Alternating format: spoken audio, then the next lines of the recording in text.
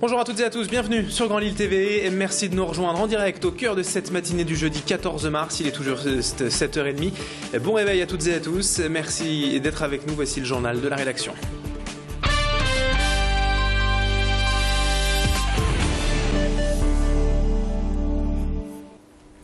Et on démarre tout d'abord cette édition avec un mot de la météo, car il neige de nouveau ce matin et à l'heure actuelle sur la métropole lilloise. Attention donc sur les routes, quelques flocons de neige sont déjà tombés cette nuit dans la région, une fine pellicule blanche, rien de bien inquiétant, rien qui ne devrait en tout cas entraver la bonne circulation des grands axes, salé et déneigé par les équipes de la DIR cette nuit. Mais attention encore une fois sur le réseau secondaire et dans les petites rues, près de chez vous, par endroits du verglas pourrait s'être formé en fin de nuit avec un minimum de moins 4 degrés relevé ce matin à l'Équin. Météo France conserve donc cette vigilance orange, neige et verglas pour cette journée de jeudi dans la métropole lilloise. Aujourd'hui en tout cas, le temps devrait rester sec et plutôt dégagé. Un point météo est en tout cas attendu en fin de journal. Et avec ces températures négatives, attention surtout au monoxyde de carbone. Ces jours-ci, ce gaz incolore et indolore qui s'échappe parfois des appareils de combustion et qui s'avère trop souvent mortel en cas d'intoxication.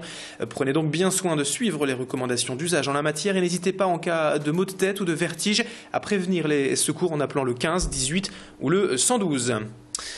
Sur les routes, donc, ce matin, malgré la neige de retour et 2 jours après cet épisode neigeux exceptionnel, le réseau arc-en-ciel des transports scolaires reprend du service ce matin dans le Nord. Les bus de Transpol devraient toutefois connaître encore quelques difficultés pour circuler, même s'ils sont déjà de sortie ce matin. On en a croisé quelques-uns près de la rédaction ce matin. Des perturbations, des retards sont donc tout de même à prévoir aujourd'hui.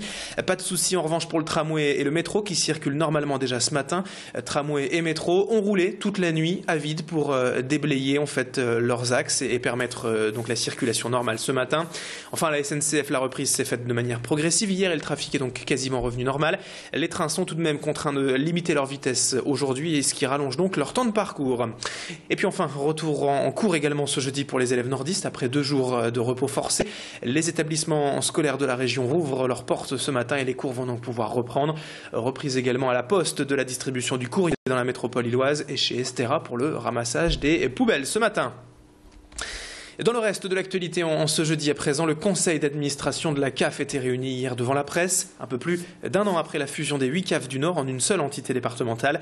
L'heure est donc aujourd'hui au premier bilan, car à l'annonce de cette fusion, les centres sociaux du département craignaient de voir leur budget diminuer et donc leurs moyens d'action réduits envers les familles, car ce regroupement ne prendrait plus en compte, selon eux, les différences, les spécificités de chaque territoire.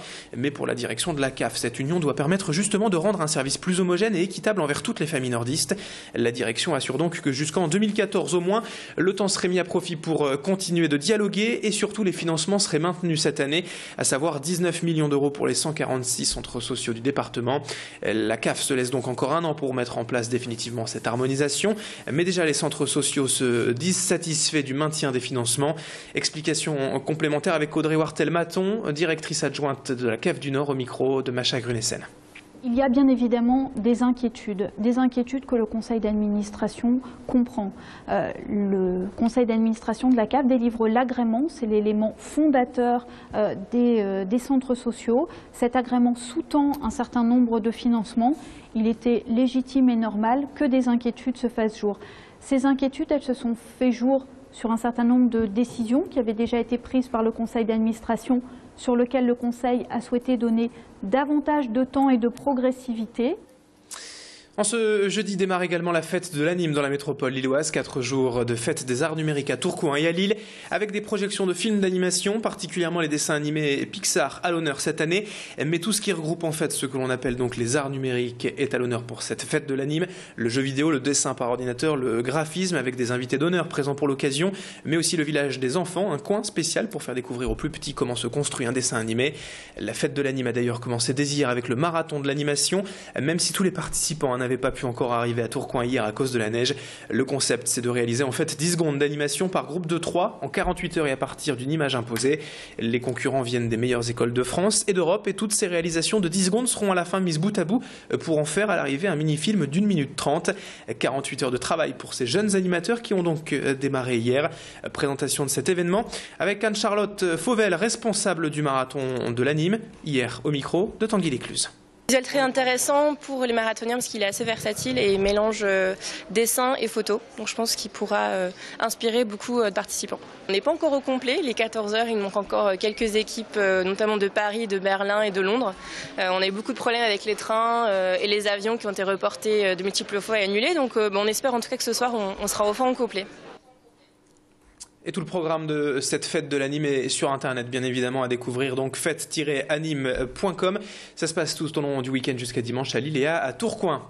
On termine maintenant cette édition avec un autre événement ces jours-ci dans l'agglomération, la patinoire de Wascal qui organise actuellement et jusqu'à dimanche également la semaine de la glisse. Hier en début de semaine, la glace était réservée aux enfants mais également aux personnes à mobilité réduite afin de leur faire découvrir les plaisirs de la glisse en fauteuil et sur la glace. Hier, les enfants étaient à l'honneur avec le jardin des glaces. Encore d'autres animations sont prévues jusqu'à ce week-end, notamment ce soir, une démonstration de freestyle, du hockey sur glace samedi soir et bien sûr la traditionnelle journée de bulles dimanche. Présentation avec le responsable de la patinoire Serge Charles au micro de Tanguy Descluse. Une semaine placée sous le signe de la fête avec des animations quotidiennes pour faire plaisir à nos clients, mettre en avant les plaisirs de la glace, mettre en avant les plaisirs de la glisse et je vous dis faire plaisir aux clients, mettre en avant les clubs, mettre en avant tous les types de publics qui peuvent profiter de la glisse à la patinoire, à savoir le public, les enfants, les entreprises, les personnes à mobilité réduite. 7h36, c'est la fin de ce journal, mais il y a encore beaucoup de choses à dire dans l'actualité, météo et trafic. Et c'est dans un instant. Restez avec nous sur Grand Lille TV.